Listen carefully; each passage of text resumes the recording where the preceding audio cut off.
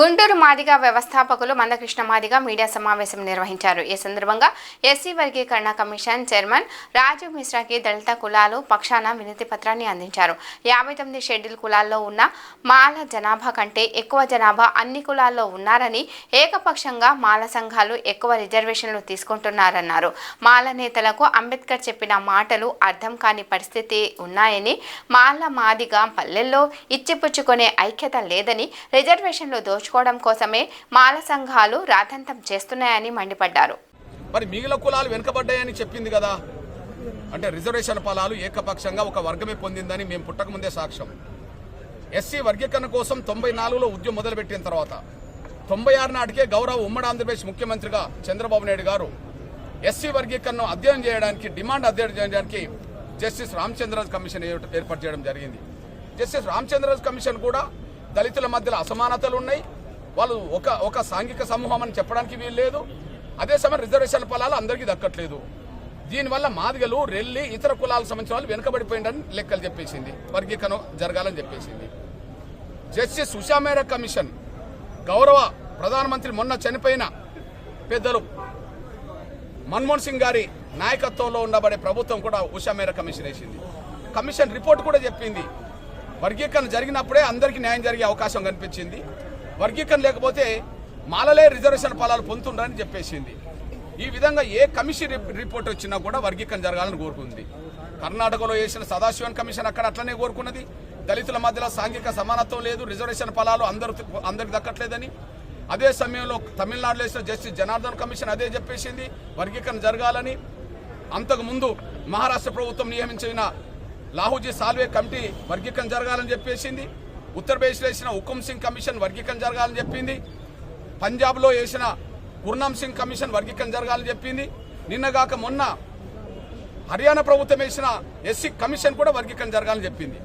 అంటే దళితుల సాంఘిక స్థితిగతులు ఒకే తిరుగా లేవు, సమాజంలో వాళ్ళ ఊర్లలో లేవు అని సాక్ష్యం చెప్పింది. ఒకటి కాదు, ఈ బూటకు ఐక్యత మాకు అవసరం లేదు, ఈ బూటకు ఐక్యత రుద్ది మా అవకాశాలు దోసుకుంటే మేము అంగీకరించలేదు, మాకు వాళ్ళ కపట ప్రేమ మాకు వద్దు, నిజమైన ప్రేమ మాకు కావాలంటే వర్గీకరణ అంగీకరించాలి.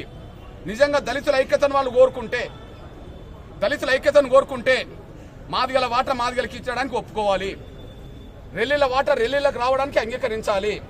ఇవాళ మాదిగల గురించే కాదు, అదే సమయంలో నేను రెల్లి వాళ్ళ గురించే కాదు, ఇప్పుడు నా సోదర సామాజిక వర్గం ఇప్పుడు నాకు కలిసింది, ఇప్పుడు మీ ముందుకు వచ్చిపోయినట్టుగా ఉన్నది మాల దాసరి పేరే మాలదాసరి. మాలదాసరికి సంబంధించిన తమ్ముడు వచ్చి, అన్నా మేము ఈ పూటకు ఐక్యత కింద ఉండమన్నా, మా వాట మాకు రావడానికి సహకరించన్నా అని చెప్పి, మాల దాసరి పేరుతో, మాలలో దాసరి అంటే మాలలకు పూజారి వృత్తి చేసే కులం అని చెప్పబడుతున్న కులం. ఇక్కడ మాలపల్లెలోనే ఉంటారు. మాల వాళ్లకు పెళ్లి చేసే కాడ, పూజలు చేసే కాడ పూజారి వృత్తి చేస్తారు. వాళ్ళు ఏమంటుండ్రు, మేము మాలలతో కలిసి ఉండవు, మమ్మల్ని సమానంగా చూడరు, వాళ్ళు మా వాట మాకు కావాలంటుండ్రు.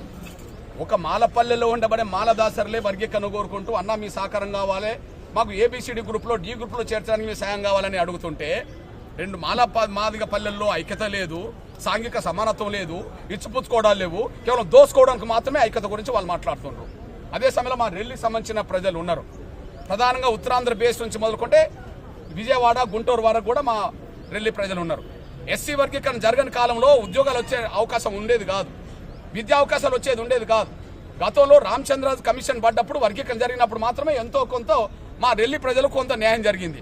మా రెల్లి ప్రజలు కూడా దాదాపు 12కు సంబంధించిన కులాలుగా వాళ్ళు రెల్లి ప్రజలు, పాకి ప్రజలు, పైడి ప్రజలు అక్కడ ఉన్నారు. వాళ్ళు కూడా వర్గీకరణ కోరుకుంటున్నారు. ఒక్క మాట చెప్పాలంటే, నిన్నటి వరకు రిజర్వేషన్ ఫలాలను ఏకపక్షంగా దోసుకున్న మాల సామాజిక వర్గం సంబంధించిన వాళ్ళు తప్ప, మాలలో ఇప్పటికీ ఉపకులాలుగా ఇతర కులాలుగా, మాలలకు అనుబంధ కులాలుగా చెప్పబడ్డ కులాలు కూడా మేము మాలలతో కలిసి ఉండం, మా వాట మాకు రావాలంటుండ్రు.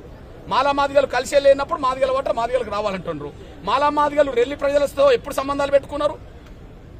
మాదిగలు కలిసి మాదిగలకు రెల్లి ప్రజలతో ఎప్పుడు సంబంధాలు పెట్టుకున్నారు? లేదు. మరి వాళ్ళ వాట వాళ్ళకు పొందాలి కదా. ఐక్యత ముసుగులో మా అవకాశాలు దోసుకుంటామంటే మేము అంగీకరించే ప్రసక్తే లేదు. ఈ బూటకము ఐక్యతను మేము అంగీకరించాం. అన్యాయం జరిగింది వాస్తవం కాబట్టి వర్గీకరణ మేము కోరుకుంటున్నాం. ఆ వర్గీకరణ త్వరగా జరిగే విధంగా సహకరించాలని చెప్పి త్వరగా రిపోర్ట్ వచ్చే విధంగా సహకరించాలని చెప్పి గౌరవ కమిషన్ చైర్మన్ గారిని కోరాం. ఇకపోతే 2 లోపాలు కూడా ఎత్తు చూపాం. అవసరం కొంత టైం తీసుకోమని చెప్పాం. నిన్నటి వరకు ఒక పల్లెకు పల్లె 60-70 ఏళ్లుగా ఎస్సీ మాదిగలు హిందూ మాదిగల కిందనే ఉంటారు. ఎస్సీ మాదిగలు హిందూ మాదిగల